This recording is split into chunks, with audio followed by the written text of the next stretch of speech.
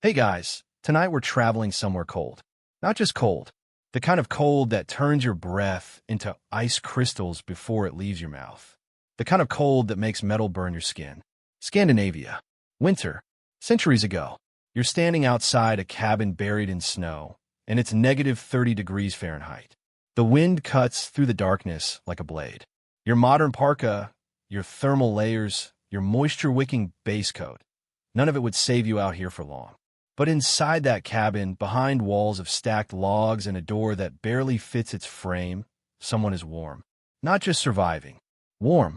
You step closer, and here's what makes no sense. That cabin has no thermostat, no forced air, no insulation in the way you understand it. The fire in the center of the room is smaller than what you'd build at a campsite. There's frost on the inside of the windows. You can see gaps between some of the logs. And yet, the family inside is sleeping in wool shifts, not parkas.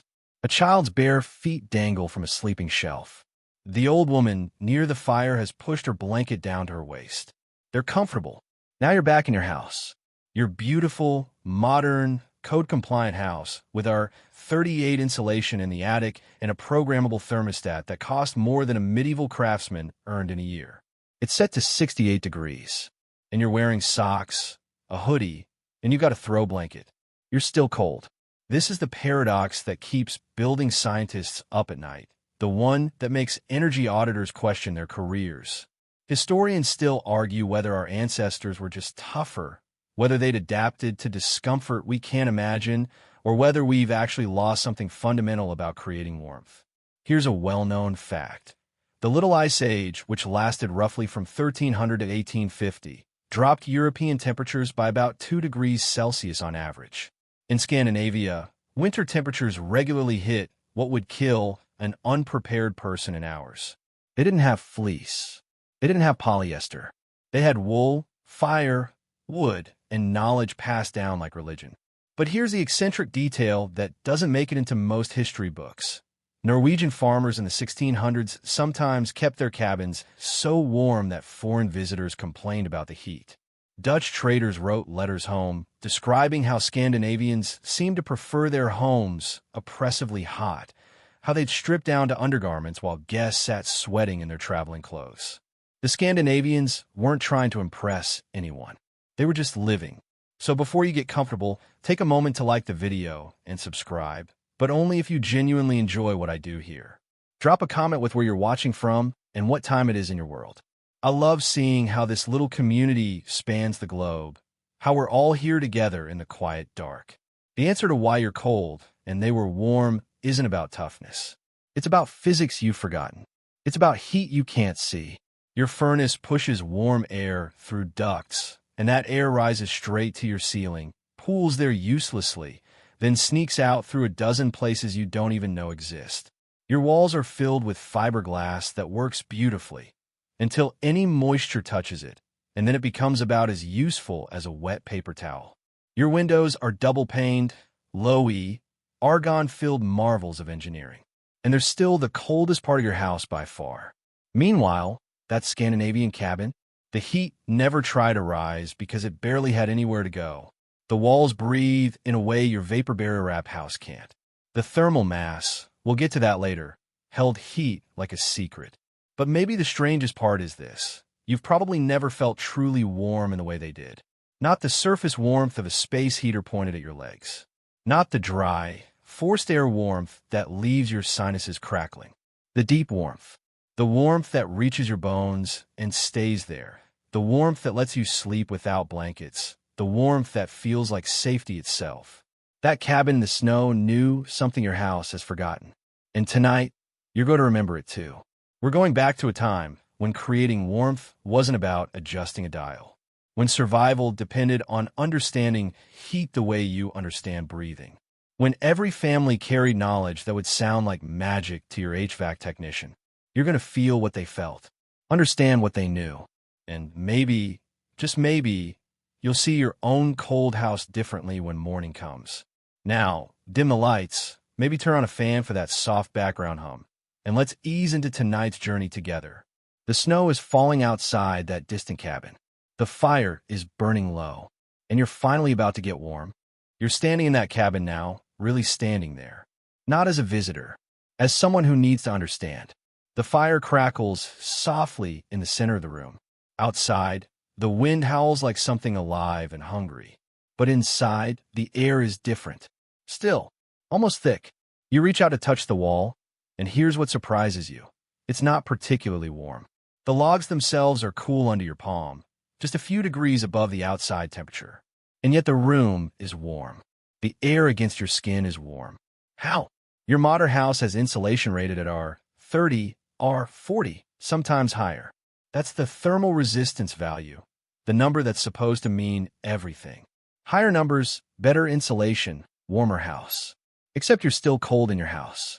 And you're warm in this cabin with walls that wouldn't rate R10. The secret is hiding in plain sight, in something so simple you'd walk right past it. Still air. Not moving air. Not circulated air. Air that sits in one place like a sleeping cat and refuses to move. Here's the well-known physics. Air is actually an excellent insulator when it's not moving. It's why double-pane windows work, why down jackets keep you warm, why birds fluff their feathers. The air itself creates the barrier. But here's what the Scandinavian builders understood that we've forgotten. You don't trap air with fancy materials. You trap it with geometry, with texture, with layering that looks almost accidental but isn't. Look at that wall again. Really look at it. Each log sits on top of another, and between them is moss or wool or something organic that's been packed into the gap. But it's not packed smooth. It's textured, irregular, creating thousands of tiny pockets. Each pocket holds air. Each pocket of air holds stillness. Each stillness holds warmth. Now here's the eccentric detail that Danish building researchers discovered in the 1970s. When they tested medieval Scandinavian cabin walls under laboratory conditions, the wood itself was moving, breathing essentially, expanding and contracting with humidity and temperature in a rhythm so slow you'd never notice it. But that breathing created microcurrents in the trapped air pockets. Gentle circulation without movement. Heat distribution without fans. The wall was alive in a way your insulated, vapor-barriered, code-compliant wall will never be. Historians still argue whether the builders knew this consciously or whether it was just accumulated wisdom, trial and error across generations. Whether they could have explained the physics or whether they just knew it worked. Does it matter? They were warm. You, with all your understanding and your R values and your building science, are wearing a hoodie indoors. Your house tries to trap air too, of course. That's what fiberglass insulation does. It's just thousands of glass fibers creating tiny air pockets. In theory, it should work better than logs and moss. And in a laboratory, it does. In your walls, it's probably failing. Because here's what happens. Any moisture that gets into fiberglass from humidity, from a tiny leak, from condensation, destroys those air pockets. The water connects the fibers, creates thermal bridges, and suddenly your R30 wall is performing like R10. Or worse, the cabin wall doesn't have this problem. When moisture gets into organic chinking, and it does, the material absorbs it, holds it, releases it slowly. The wood itself moves moisture through, never letting it pool, never letting it freeze and expand and crack things open. Your house fights moisture with plastic barriers. The cabin dances with it. You walk to the small window, and even there, even at the weakest point, you can feel the principle at work. There's no double pane, no low-E coating, no argon gas. Just thick, wavy glass that looks like frozen water. But around the frame, packed into every gap, is more of that textured organic material. And in front of the window, someone has hung a thick wool cloth on a simple wooden rod. Not to block the view. There's nothing to see but darkness and snow. To create another layer of still air. Another pocket of warmth. You pull the cloth aside, and immediately you feel the cold radiating from the glass. You drop it back, and within seconds, that cold is trapped, contained, stopped by nothing but air that refuses to move. Remember that paradox from earlier, how foreign visitors complain about the heat. This is why. These cabins weren't just warm. They were efficient in a way that would make a modern energy auditor weep. Every British thermal unit that fire produced stayed in the room. The walls didn't just resist heat loss. They held heat, distributed it, gave it back slowly through the night. Your furnace produces heat. Then your house throws most of it away. Through your attic, where hot air rises and finds a dozen paths to escape. Through your walls, where thermal bridges conduct warmth straight through the insulation. Through your windows, those beautiful, expensive windows that are still just glass. Through air leakage you don't even know exists. The cabin has none of these problems because it was never tried to be airtight. It was tried to be still airful. There's a difference, a crucial one. You sit down near the fire, and you notice something else. You're not cold on one side and hot on the other, the way you are when you sit by your fireplace at home. The warmth is more even, more distributed. The still air in the walls is radiating it back.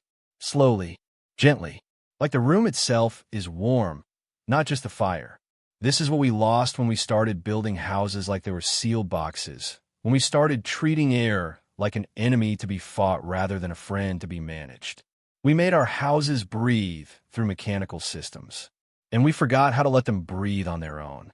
Outside, the temperature has dropped even further. 40 below, maybe cold enough to kill. But inside, wrapped in layers of still air you can't see, surrounded by walls that understand physics better than you do, you're warm enough to sleep. Just like they did. Every single winter. For centuries. You wake in a cabin, or maybe you never slept. Time feels different here. Slower. The fire has burned down to embers. Just a soft, red glow in the darkness. You'd expect the room to be cold now, the way your house gets cold when the furnace cycles off for 20 minutes. But you're still warm. Actually warm. You sit up confused. The fire is barely alive. There's no forced air system kicking on. And yet the room temperature hasn't dropped. If anything, the warmth feels deeper now, more settled, more permanent. You're experiencing something your house will never understand. Thermal mass. It sounds technical, scientific, like something that requires equations. But it's simpler than that. Heavier than that. Literal. Thermal mass is just stuff. Dense stuff. Stone, clay, brick, thick timber. Materials that soak up heat slowly, hold it like a secret, then give it back even more slowly. Your modern house is built light. Drywall over wooden studs over fiberglass. The whole wall weighs almost nothing. It's designed to resist heat flow, not store it. The cabin wall weighs as much as a small car. And every ounce of that weight is holding yesterday's fire. Here's the well-known principle. Dense materials have high specific heat capacity. That means they need a lot of energy to change temperature. A stone takes forever to warm up by the fire. But once it's warm, it takes forever to cool down.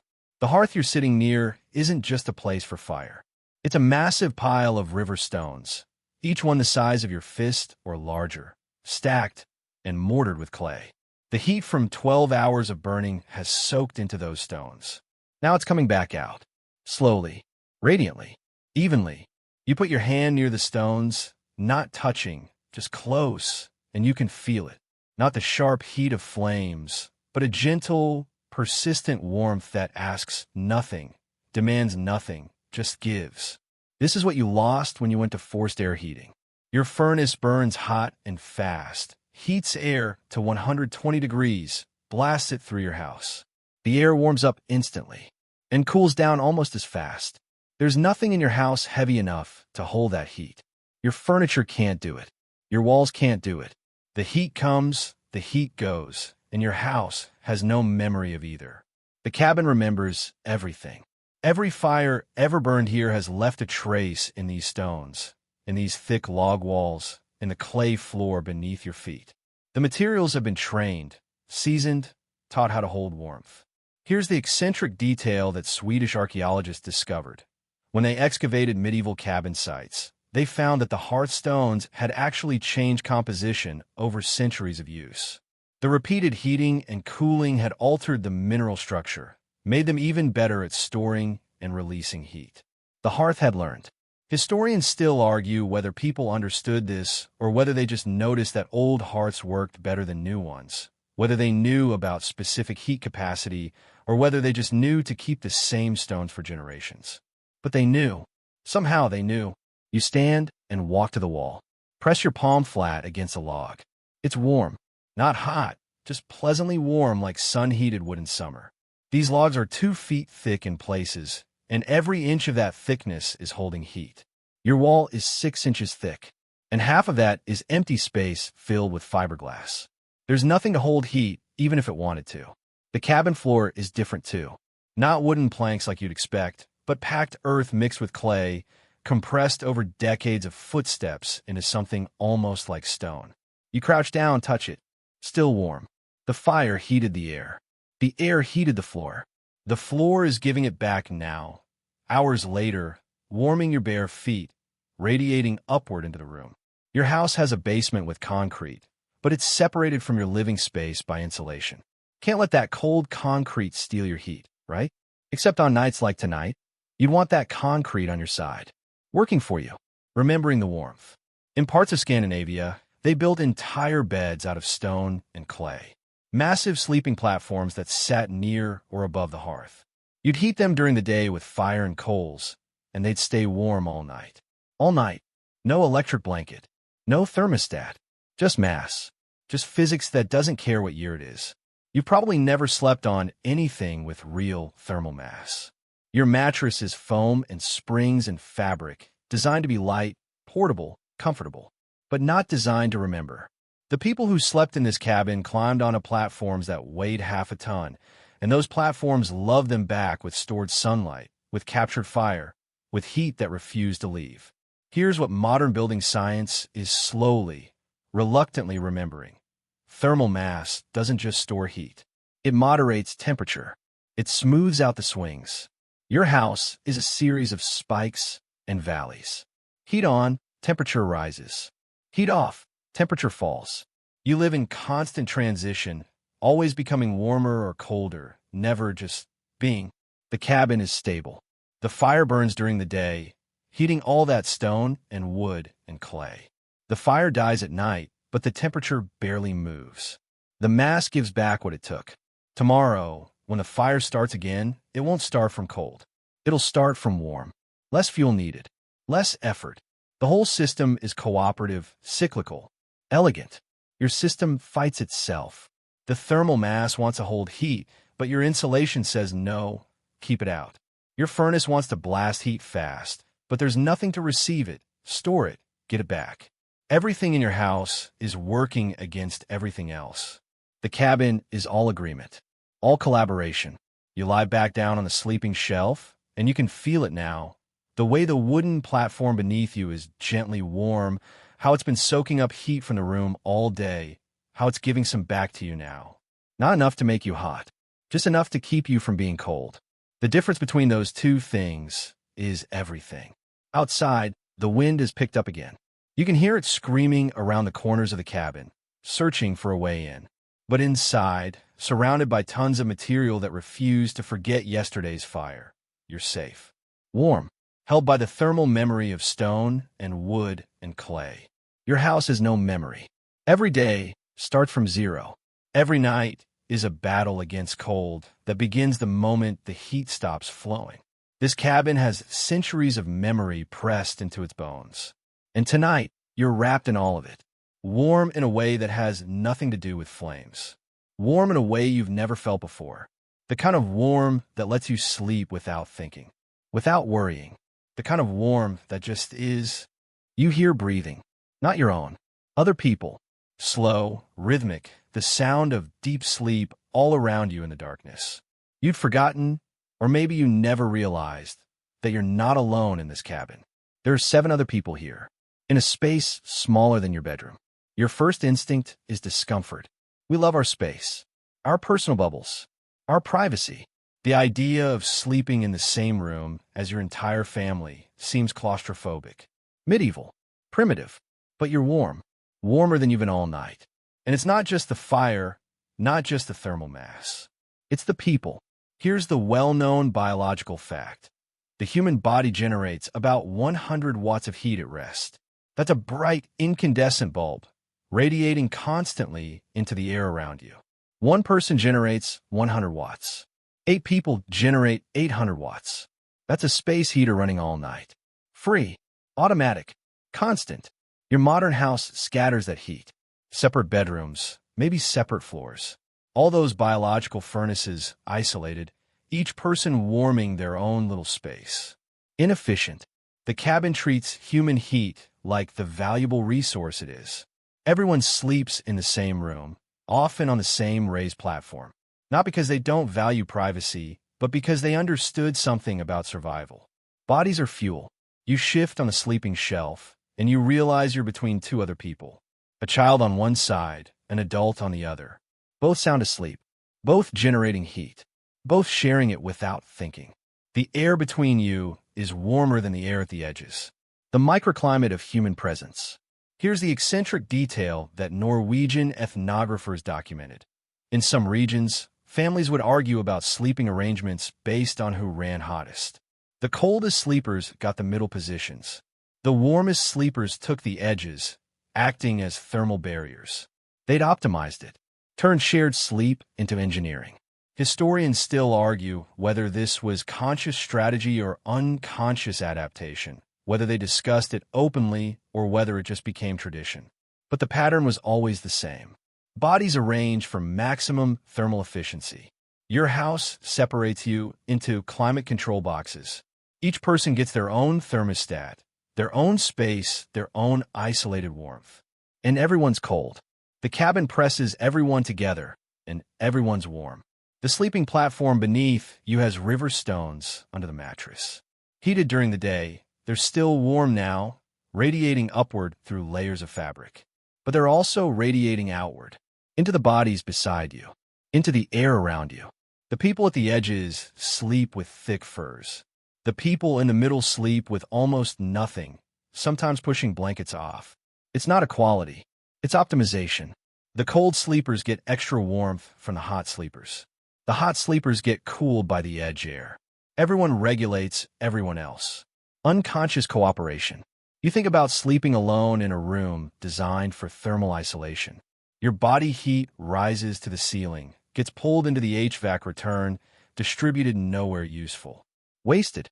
Here's what the Scandinavians knew. Small spaces are easier to heat. Not just less volume, but less surface area. A small room has less wall area per cubic foot.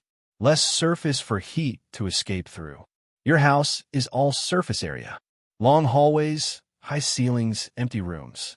All those surfaces leaking heat. The cabin is dense. Compact. Every cubic foot is lived in, slept in, warmed by bodies and breath. The child next to you stirs, rolls closer without waking. More body contact, more shared heat. In your world, you'd probably move away. Personal space. Here, you don't move. The warmth is too good. There's something else happening. The breathing. 8 people breathing in this small space, adding moisture to the air. That moisture makes the air feel warmer. Humidity conducts heat better than dry air. Your house has forced air that dries everything out. 30–40% humidity. Dry enough to crack your lips, makes 68 degrees feel cold. This cabin has 8 people breathing out moisture all night.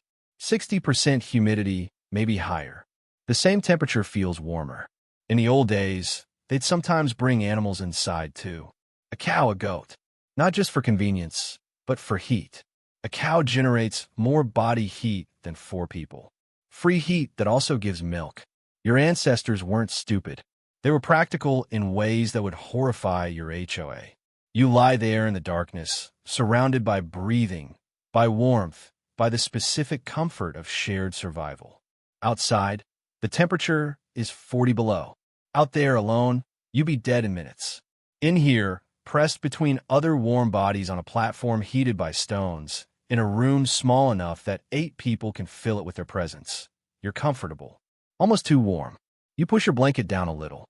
The person next to you unconsciously pulls theirs up. The system balances. Your house never balances. It overshoots, undershoots, cycles constantly. You adjust the thermostat, throw blankets on and off, open windows, close vents. Fighting the system instead of being part of it. The cabin asks you to be part of the system. Asks your body to contribute. Asks you to sleep close, breathe together, share the warmth you make just by being alive. It's intimate in a way that has nothing to do with romance. Survival intimacy. The kind of closeness that comes from knowing that the heat you generate isn't just yours, it's everyone's. Your house makes you selfish with warmth. The cabin makes you generous whether you want to be or not. And somehow, in that forced generosity, everyone ends up warmer. You close your eyes. The breathing around you continues. Slow, steady, warm. And you drift, not quite asleep, but not quite awake, held in place by more than gravity. Held by the simple physics of bodies that refuse to be cold alone. Morning comes slowly here. Not with light. It's still dark outside. Will be dark for hours, but with awareness. The subtle shift from sleep to waking. You open your eyes and see nothing at first. Then, gradually, the faint glow of embers. The dark shapes of the cabin around you. And there on the far wall, the window, or what passes for a window. You sit up carefully, trying not to disturb the sleepers around you. Your breath makes a small cloud in the air. The room is still warm, but you can feel where the warmth ends. At the window, that's where the cold lives. Here's the well-known problem. Glass is terrible at insulation. Always has been. A single pane of medieval glass has an R value of about 0.9. Your modern double-pane window might be R3, maybe R4 if you spend extra. Your wall is R30. The window is the weak point. The thermal betrayal. The place where expensive heat pours out into the night like water through a sieve. The Scandinavians knew this. They knew it with the kind of certainty that comes from freezing. So they got creative, sometimes desperately creative. You walk closer to the window, and now you can see it properly. The glass itself is small, maybe 8 inches by 10 inches. Thick, wavy, full of bubbles and imperfections. It barely counts as transparent. But around it, layered like an archaeological dig, are the solutions. First, the frame is set deep into the log wall. Not flush with the interior surface, but recessed 6 inches back. This creates a pocket of still air between the glass and the room. Remember still air? The cabin remembers. Second, someone has stuffed the gaps around the frame with wool and moss and something that might be animal hair. Not just a little, packed and tight layer compressed. Third, there's a wooden shutter on the inside. Thick pine, maybe 2 inches, with a simple leather hinge. Right now it's open, but at night it would close, adding another barrier, another pocket of dead air. Fourth, and this is where it gets interesting, there's a panel of stretched material hanging in front of the window on a frame. You lean closer. It's translucent, yellowish, slightly greasy to the touch. Here's the eccentric historical detail. In parts of Scandinavia, they used animal bladders. Sheep bladder, pig bladder, sometimes reindeer bladder. Stretched thin, scraped clean, oiled with fish oil or animal fat. It let light through.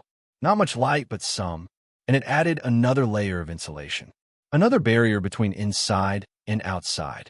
You're looking at medieval double-pane technology, except instead of argon gas between the layers, it's dead air and stretched intestinal lining.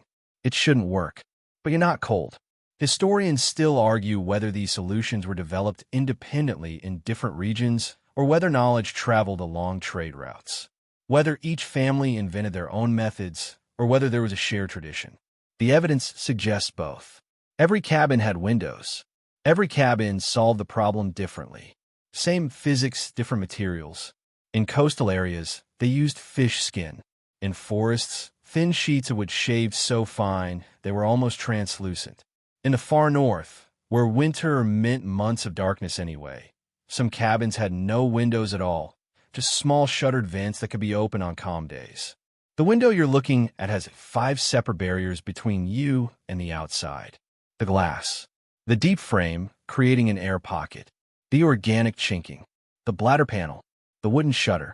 Your modern window has 2 panes of glass and some weather stripping. And it's still the coldest part of your house. You put your hand near the glass, not touching, just close, and you can feel the cold radiating off it.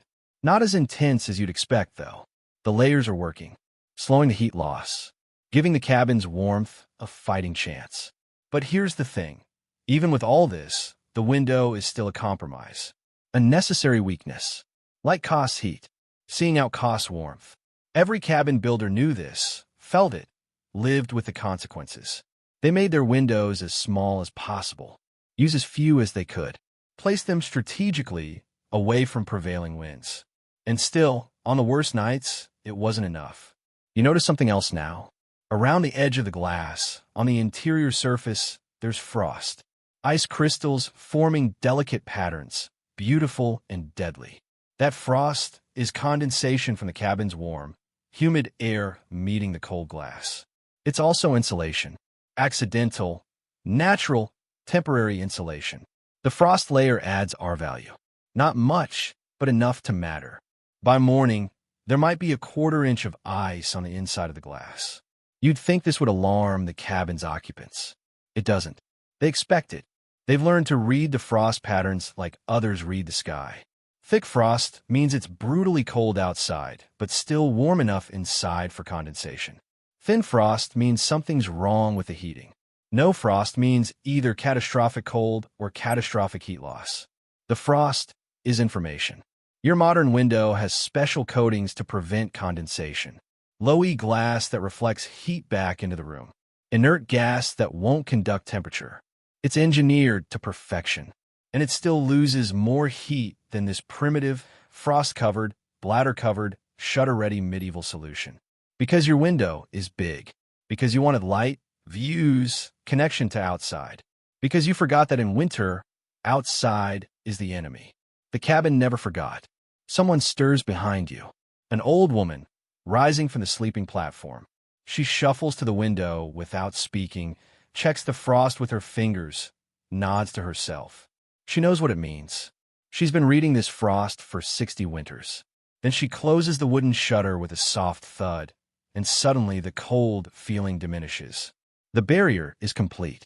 The cabin has sealed itself against the night. You realize they only opened the shutter to check the weather, to see if dawn was coming, to read the frost.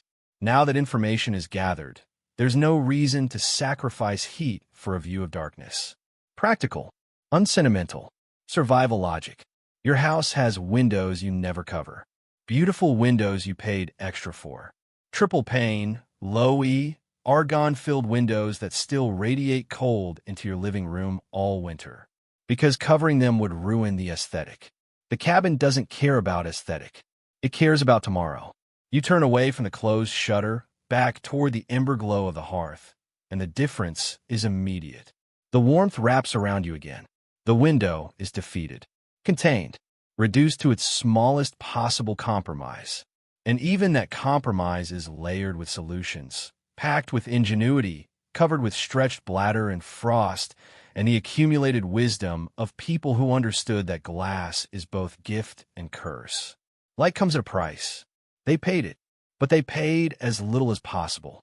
You're awake now, fully awake, and you're noticing something that should have been obvious from the beginning. The fire is out. Not just low, out. The embers have gone gray. The stone hearth, which radiated warmth all night, is cooling. You can feel it, not a sudden cold, but a gradual shift.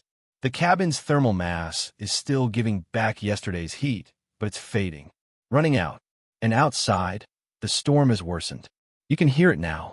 Not just wind, but something more violent. Something that sounds like the sky is tearing itself apart. The kind of storm that makes you grateful for walls, for shelter, for anything between you and the raw physics of winter. The kind of storm where fire might not be enough. The old woman is awake too. She's standing near the hearth, assessing. Her face shows no panic, no fear. Just calculation. She's done this before. Many times. Here's the well-known historical fact. Even the best-built cabin, even with all the techniques we've discussed, could fail in extreme weather. When temperatures dropped below -40 and stayed there for days. When blizzards buried doors and blocked chimneys. When wood supplies ran low or got too wet to burn properly. People died. Not often, but enough that everyone knew someone. Enough that backup plans weren't optional. The woman moves to a corner of the cabin you haven't really noticed before. There's a wooden chest there, heavy and old. She opens it with both hands, and you see what's inside. Sheepskins. Dozens of them. Tanned, oiled, layered carefully. Emergency insulation. She starts pulling them out, draping them over the sleeping platform where the others still rest. Extra layers, extra barriers, trapping what warmth remains close to bodies that need it. Then she does something that surprises you. She hangs several skins on the walls, using wooden pegs that seem placed for exactly this purpose, creating an interior layer, a room within a room, shrinking the space that needs heating. Here's the eccentric detail from Icelandic sagas. Some families had protocols for extreme cold that read like emergency procedures. Who got which skins? Who slept where? How to arrange bodies for maximum shared warmth. These weren't written down. Literacy was rare, but they were rehearsed, practiced, passed down with the kind of seriousness usually reserved for religious ritual. Because this was religious, the religion of survival. Historians still argue whether these protocols were superstition or science, whether people understood the thermal principles or just knew what worked through trial and error. Does it matter? They survived. The woman gestures to you, and somehow you understand. She wants help with the next part. Together, you move to another section of the cabin, where bundles of dried grass and heather are stacked. Not for the fire, for insulation. You watch as she begins stuffing these bundles into gaps you didn't even know existed. Around the doorframe, along the base of the walls where floor meets timber, creating seals, plugging leaks, fighting the infiltration of cold air that comes with storms like this. Your house has weather stripping and caulk. This cabin has grass, and it's working. You can feel the difference immediately. The drafts you've gotten used to, so subtle you barely notice them, are gone. The cabin feels tighter, smaller, warmer, but the fire is still out, and you realize with growing concern that she's not trying to relight it. Not yet. There's a reason. She points to the roof, and you look up. The smoke hole, the opening that lets smoke escape, is visible as a slightly lighter circle in the dark ceiling. Normally, smoke rises and exits there, drawn by the difference in air pressure. But in a storm like this, with wind howling and swirling, that hole becomes dangerous. Downdrafts can push smoke back into the cabin. Worse, they can push cold air in like a waterfall. The smoke hole has its own cover, a wooden panel that can be partially closed. Someone, probably one of the men who's now awake, climbs up using wooden pegs driven into the wall and adjusts it. Not fully closed. That would suffocate everyone. But restricted, controlled, letting smoke out while fighting to keep cold air from pouring in. It's a balance. Everything here is a balance. Your furnace doesn't balance. It either runs or it doesn't. On or off. Binary. This cabin exists in constant negotiation with physics. Now the woman decides the smoke hole is secure enough. She nods to herself, kneels by the hearth, and begins the process of rebuilding the fire. But she's using different wood now.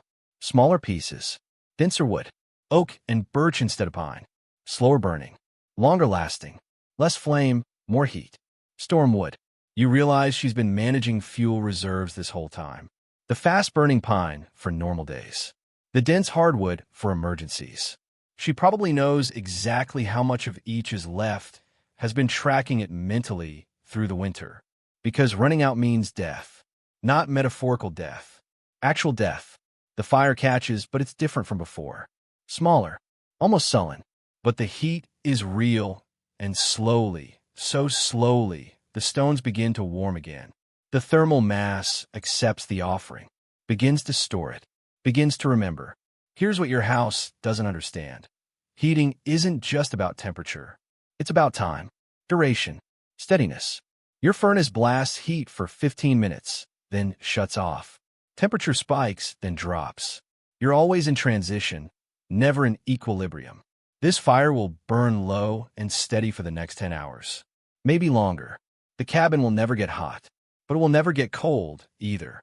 The thermal mass will charge slowly, release slowly, maintain that precious middle ground where bodies can survive. Outside, the storm continues. You can hear snow being driven against the walls now. Heavy, wet snow that's piling up. You wonder if the door will open when this is over, or if they'll have to dig out. They've probably had to dig out before. Many times. The woman returns to the sleeping platform, wraps herself in the new layers of sheepskin, closes her eyes. She's done what can be done. Now it's just waiting, just enduring. You look around the cabin with new eyes. Every element you've learned about, the still air in the walls, the thermal mass, the sheer body heat, the window solutions, they're all working together now. Integrated, synergistic. But even together, they're being tested. The storm outside is a reminder that nature doesn't care about human ingenuity, that sometimes the cold wins, that backup plans are only as good as the materials and knowledge behind them, and that your modern house, with all its technology, has forgotten how to fight like this, how to adapt, how to negotiate, how to survive on the edge where comfort ends and existence begins.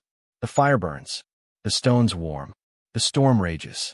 And inside this small wooden box filled with sheepskins and sleeping bodies and centuries of accumulated wisdom, you wait for morning, hoping the backup plans are enough, knowing that sometimes, for some people, they weren't. But tonight, in this cabin, they are. Tonight, you survive. The storm has passed. You know this not because you can see outside, the shutters are still closed, but because the sound has changed. The violent roaring has faded to silence. The kind of silence that only comes after snow. Deep, muffling, complete. Someone opens the door and light floods in. Not sunlight. It's still too early in the winter day for that, but the blue-gray light of dawn reflecting off fresh snow. So much snow. It's piled halfway up the doorframe. The world outside has been erased and rewritten in white. But the air that comes in isn't the killing cold of the storm. It's still cold, terribly cold, but it's calm now. Survivable. The family begins to move. Slowly, stiffly, the way people move after a long night of survival. Someone starts preparing food. Someone else begins to dig out the door. The rhythms of life resuming. You stand near the hearth, feeling its gentle warmth, and you realize something has shifted in you. You understand now, not just intellectually, but in your body, in your bones. You understand what was lost when we traded these cabins for modern houses. It wasn't just techniques. It wasn't just knowledge. It was intimacy with cold itself. Here's what you've forgotten in your thermostat-controlled world. Your ancestors knew cold the way you know traffic. They could read it, predict it, negotiate with it. They understood its textures, the dry cold that freezes instantly, the wet cold that seeps into everything, the wind cold that steals heat faster than fire can replace it. They had a relationship with winter. You just have a thermostat setting. When you're cold in your house, you adjust the dial. The furnace kicks on. Warm air blows. Problem solved. Except it's never really solved, is it? You're still cold. Still reaching for sweaters. Still wrapping in blankets. Still wondering why 68 degrees doesn't feel warm enough. Because you've lost the muscle memory of warmth. The knowledge of how to create it, hold it, share it with your own body and your own presence. In this cabin, warmth isn't something that happens to you. It's something you participate in. You tend the fire. You arrange your body near thermal mass. You sleep close to others. You close shutters, hang skins, seal gaps. You read the frost, manage the fuel, balance the smoke hole. You're part of the system. In your house, you're just a consumer of warmth that comes from somewhere else, generated by something else, controlled by something else. Passive, disconnected. Here's the eccentric truth that anthropologists studying traditional cultures have documented. People in these cabins often reported feeling warmer than the actual temperature would suggest. Not because they were tougher, but because they were engaged. The act of managing warmth made them feel warm. The knowledge that they could survive made them confident. The muscle memory of tending fire, adjusting positions, layering clothing, all of it created a sense of thermal agency that modern people simply don't have. You wait for warmth to arrive. They created it.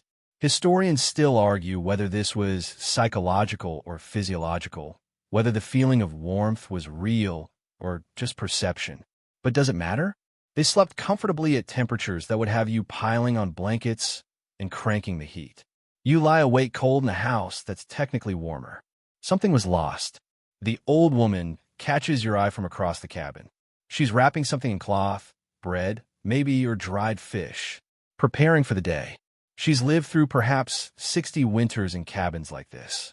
60 winters without central heat, without insulated walls, without any of the things you consider essential. And she's fine. More than fine.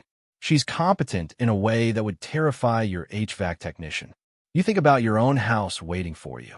The programmable thermostat, the forced air vents, the insulation you can't see, the windows you paid too much for. All of it designed to make you comfortable. None of it teaching you anything. Because that's what was really lost, the education that comes from cold. Your ancestors learned physics by staying alive. They understood thermal mass because they slept on it. They knew about still air because they packed it into walls with their own hands. They grasped heat capacity because they chose which stones to heat and which to avoid. You understand none of this. You just know that when you're cold, you press a button, and somehow that makes you colder. Not physically, maybe, but in every other way. The door is fully clear now, and someone steps outside. You watch them move through the deep snow, and you notice something. They're not rushing, not hurrying to get back inside. They're comfortable in the cold, not because they're immune to it, but because they know their limits. They know exactly how long they can stay out, what signs to watch for, when to return. They have a relationship with winter. You have a fear of it. You avoid it, hide from it, seal yourself away from it for months at a time. Then wonder why you feel disconnected, isolated, trapped in your own home. The cabin never tried to eliminate winter, just to negotiate with it, to create a small warm space in the middle of vast cold, and to maintain that space through knowledge and effort and community. Your house tries to eliminate winter entirely, to pretend it doesn't exist, to create an artificial climate that has nothing to do with the season outside your walls. And in doing so, it's eliminated something else, your ability to cope with discomfort, your resilience, your connection to the physical world that demands things from you. The fire burns steady now, and you realize this is the last time you'll feel this kind of warmth. The warmth that comes from thermal mass you've watched charge all night. The warmth that comes from bodies you've slept pressed against. The warmth that comes from air that refuses to move. The warmth that comes from windows sealed with bladder and shutter and frost. The warmth that comes from knowing you're surviving something real. You'll go back to your house soon. Back to your thermostat. Back to your cold comfort and your comfortable cold. But you'll remember this. The cabin that taught you what warmth really means. Not a number on a dial. Not air temperature, but a state of being. A relationship between you and the physical world. A negotiation with cold that requires your participation. Your attention. Your presence. The old woman is watching you again, and somehow you know she understands. She knows you're leaving. Going back to a world that's forgotten. She doesn't judge. She just nods. One survivor to another. One person who understands warmth to another who's just beginning to learn. Outside, the sun is finally rising. Not visible yet, but implied. The blue-gray light shifting towards something brighter. The storm is over. The cabin survived. You survived. And now you know. You know what was lost. And maybe, just maybe, you know how to find it again. Not by building a cabin. Not by abandoning modern life. But by remembering. By understanding. By participating in your own warmth instead of just purchasing it. The fire will keep burning. The stones will keep warming.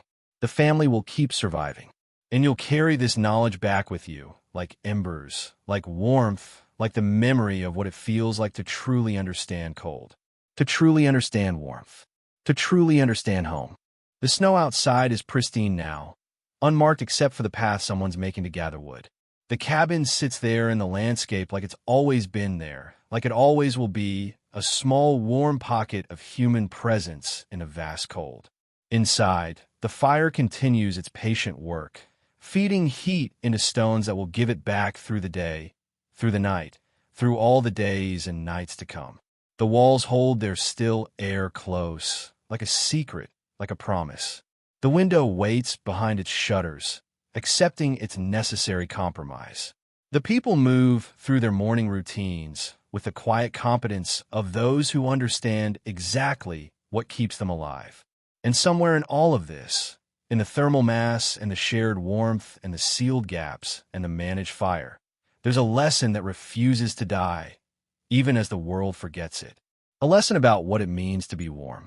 Really warm. Not just in temperature, but in knowledge, in relationship, in the deep bodily understanding that comes from participating in your own survival instead of purchasing it from systems you don't understand. You carry this lesson with you now as you drift deeper into rest, as the images of firelight and frost and ancient would fade into the soft darkness behind your eyes. You carry the warmth of those stones, the stillness of that trapped air, the intimacy of those shared breaths in the night. And maybe tomorrow, when you wake in your own house, in your own bed, with your own thermostat humming somewhere in the background, maybe you'll remember. Maybe you'll understand why you're cold, even when the numbers say you shouldn't be. Maybe you'll know what's missing. And maybe, just maybe, you'll find a way to bring some of it back. Not the cabin itself, but the knowledge, the participation, the relationship with warmth that makes cold bearable and survival possible. For now, though, just rest. Let the images settle. Let the warmth of centuries wrap around you like wool, like fur, like the thermal mass of stones that remember every fire ever burned upon them. You're safe here, warm here, held by the accumulated wisdom of people who understood that the difference between life and death in winter isn't about technology. It's about knowledge. It's about attention. It's about being present in your own warmth, your own survival, your own small warm space in the middle of vast and ancient cold. The fire burns low. The stones remember. The walls hold steady. And you, safe in this knowledge, can finally let go and drift into the deep, warm darkness that comes after understanding, after learning, after finding your way back to a warmth you never knew you'd lost. Sweet dreams.